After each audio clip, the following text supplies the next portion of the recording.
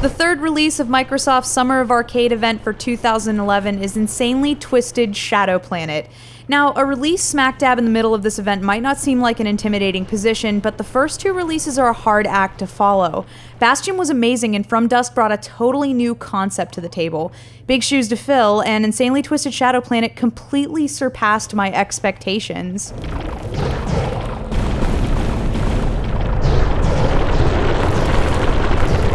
Developer FuelCell has created a title that uses standard design features in many side-scrolling games and came out the other side with a unique experience. Insanely Twisted Shadow Planet is a side-scrolling puzzle Metroidvania game, which, if you aren't familiar, is a title that progressively gives you power-ups that you can use to access past points in an environment. You play as an alien who's crash-landed on this new world that one might describe as insane or twisted. The environments are intuitive and you're never really told you can't do anything, but in that respect, the game allows you to gain knowledge organically. I really love the way it introduces you to enemies and other objects within the environment by simply giving you a tool that you can use to determine what will hurt you and what will help you. This game doesn't say much at all, but it conveys every idea wonderfully.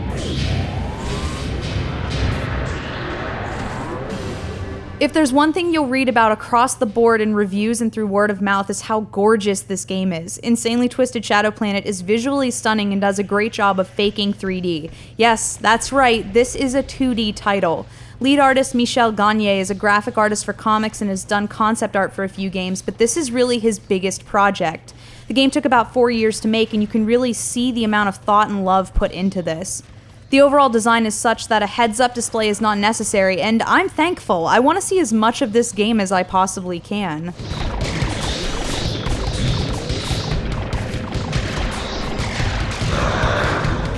The AI in Insanely Twisted Shadow Planet is very well done. There are a ton of different enemies, each of which requires a new tactic to defeat or avoid, and each type of enemy seems to react to the player differently. Swarms of small underwater enemies will surround your ship and then attack together, whereas these above-water squid-like creatures will rush at you with a protected front shell, exposing their vulnerable back.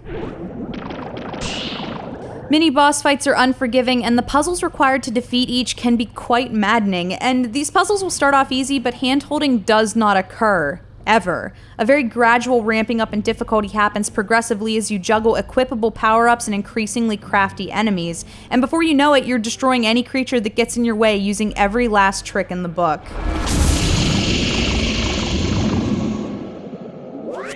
Checkpoints are fluid, and prior to dying the first time, I didn't even realize I had passed through one, and this title is just balanced well. The difficulty is matched with ample checkpoints, but you will never feel like this game is too easy. Health is distributed via small plants, but the actual amount replenished from one small bulb of health is minuscule in the grand scheme of your ship's HP. After being batted around a few times, expect your ship to explode. I'm usually skeptical when I play a downloadable game that's missing a difficulty selection, but Insanely Twisted Shadow Planet isn't too easy or too hard.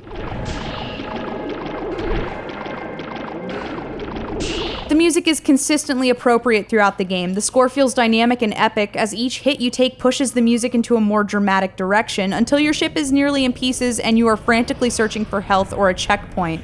Utilizing straight-up orchestral tracks mixed in with some Norwegian black metal, Insanely Twisted Shadow Planet is obviously well-rounded in all aspects. I'm an insatiable gamer. When I really love a game, I will want to play it forever, and unfortunately, Insanely Twisted Shadow Planet has an end. One that will come more abruptly than you realize. It's very easy to play over half this game in one sitting because it's constantly changing and giving you something new to mess with in each area.